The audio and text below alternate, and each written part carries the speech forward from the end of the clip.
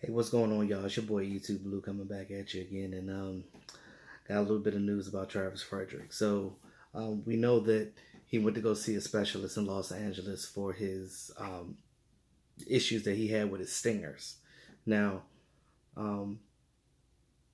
now finding out the statement that he just came out today saying what he has a condition now, which I'm gonna speak on in a second, but it makes sense that he had those stingers because of basically this. He has an autoimmune disease called the Guillain Barre Syndrome, which is a condition where the immune system attacks the nerves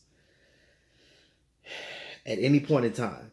And I'm going to speak more on that too because I did a little bit of research on it just to try to figure out what it is because I have never heard of it. But first, I'm going to read the statement that Travis Fredrick had. So basically, Travis Fredrick came out today and he said, okay, after a very extensive examination and discovery process over the past few weeks, I have been diagnosed with having the Guillain Barre Syndrome, which is an autoimmune disease. In the last 48 hours, I have received 2 treatments that address my condition. I am feeling much better from an overall strength perspective. I will continue these treatments over the next few days.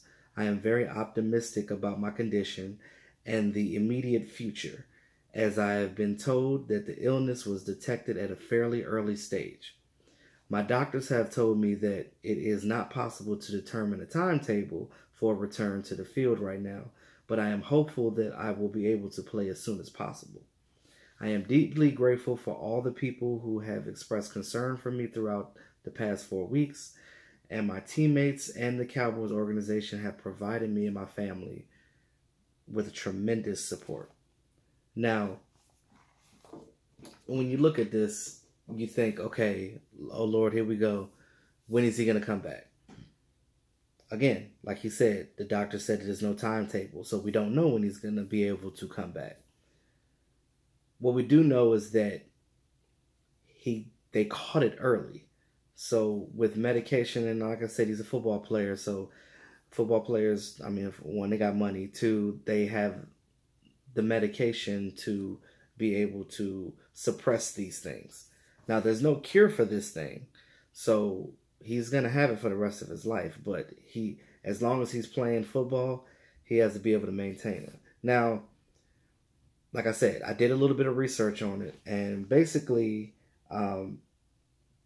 just to recap, so it can cause paralysis in worst cases. Now, these are in cases that they caught it very late in the stages.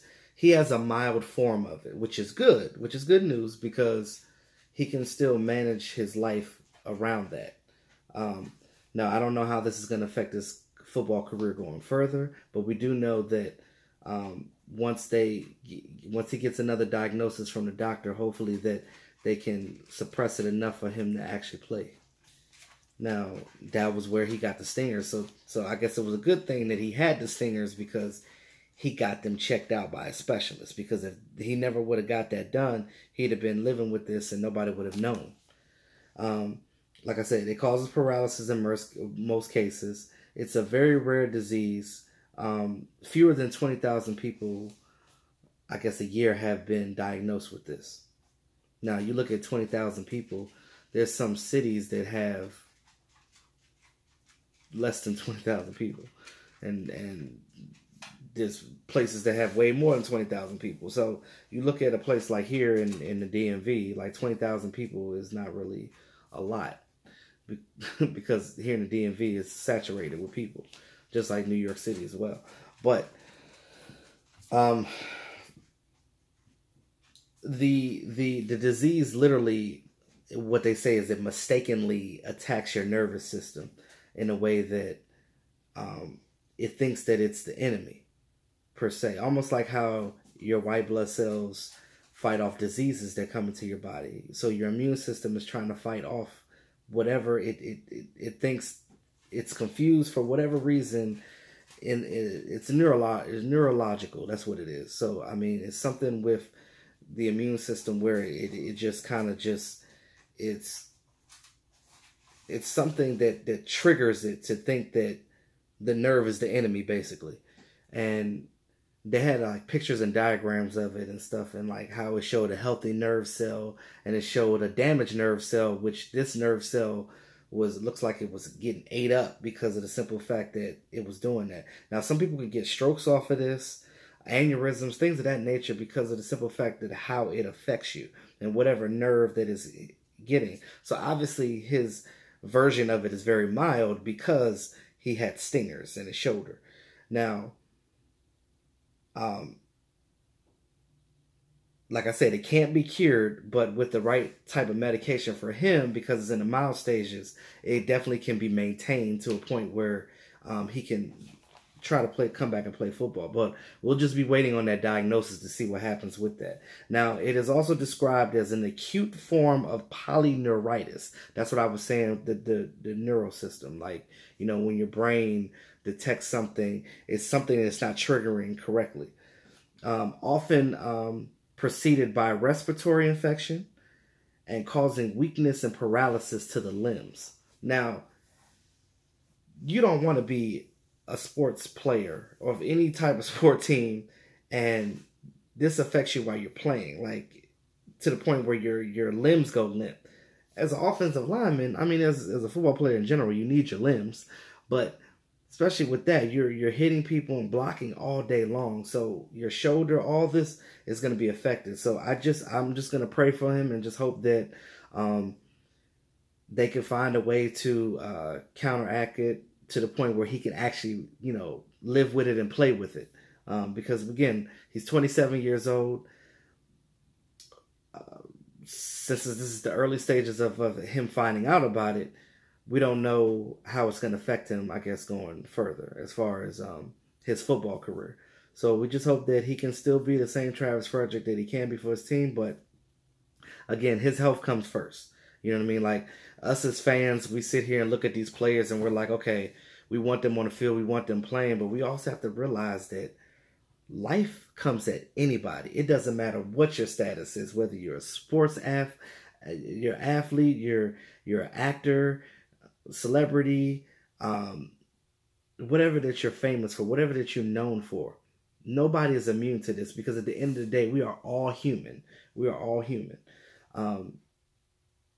That's why it's important to get checked out, because cancer is another real thing that's out there today. And I know I have an aunt right now that has stage 4 cancer, and she just got admitted to a hospice, and she can pass any day now. And when I look at stuff like that, it just breaks my heart, because it's like she kind of just found out about it like a year ago, and then all of a sudden your life changes in a year, and they're telling you that you have less than 6 months to live. And that's why I say it's important to get checked out and know whatever your status is on anything, because anytime you get a pain, I'm going to tell you guys, you fans, and I'm speaking real right now for you fans. Anytime you got a pain, anytime you got some type of cyst or a bump, something that's not right on your body, get it checked out, because you see things like this happen. Thank God that they found it on him early, and then they can able to nip it in the bud. Like I said, there's no cure for what he has because it's very rare, but they can definitely maintain it with the right medication. So again, I'm just going to pray on him for that and just hope that everything comes through, because I know that he's not going to play until his doctors okay him. So he may miss the first game of the season. If he does, we're just going to have to pop Joe Looney in there. And I think Joe Looney is more than capable enough to play that center spot. Now, he ain't Travis Fredrick. We know that. But that just goes to show you right now the Cowboys got to get progressive and actively looking for backup offensive linemen, and they need a safety. Real quick about the Earl Thomas thing. One thing that you guys got to understand is Seattle holds his destiny. No matter how bad the Cowboys want Earl Thomas, the Seattle Seahawks control all of that. Because if the Seahawks get to the point where they just don't want him anymore, or they're just like, forget it, he's not worth it, they can call the Cowboys anytime and make a deal, because the Cowboys are ready. I just want to let y'all know that. So there's really no point in even talking about Earl until something happens, because we all know that Seattle holds his destiny in their hands right now as far as this season goes, because he is still under contract. So with that being said, that's all I got today. I hope you guys, I know this is kind of sad news, but it's still positive too, because he's looking up and he's positive about it. If he's positive about it himself, then we know that we have something to look forward to. We just hope that he can play, start the season. If not, he's got to get himself together, because this is a very serious thing. When you're dealing with stuff like this, we can't, as fans, we look at it like, oh, we want them on the field, we want to win, we want to win, we want to win. But we also have to be compassionate enough to understand that these players are people too. They have personal lives. They're human. They bleed just like you and I do. So again, let's just think positive, y'all, and just look for the future, and just hope that the Cowboys do what they need to do to get backups in here in the right depth to get these guys together. So I just wanted to share a little bit of my thoughts and bring you some of my positivity to the situation. I look at it like this. I take it as a win, because he is he's in a mild stages, so he definitely will come back and play. We just don't know when. We'll just be sitting around waiting for that news to come in. Hopefully it'll be great. Now, like I said, that's all I got. It's late. I'm about to eat some late food because I just got in here, and go to bed and start the day over again, because can't quit my day job. So, because you got to keep on moving. You got to keep on pushing. Also, real quick too, looking forward to Saturday. I'm going to be doing a live stream on Saturday before my housewarming party.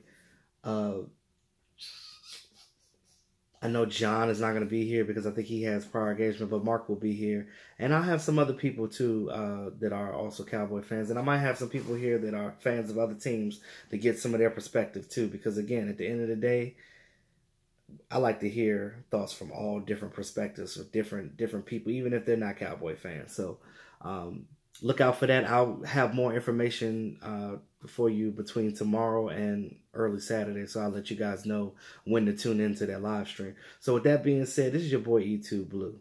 Always keeping it real. Like, share, comment. Talk to y'all soon.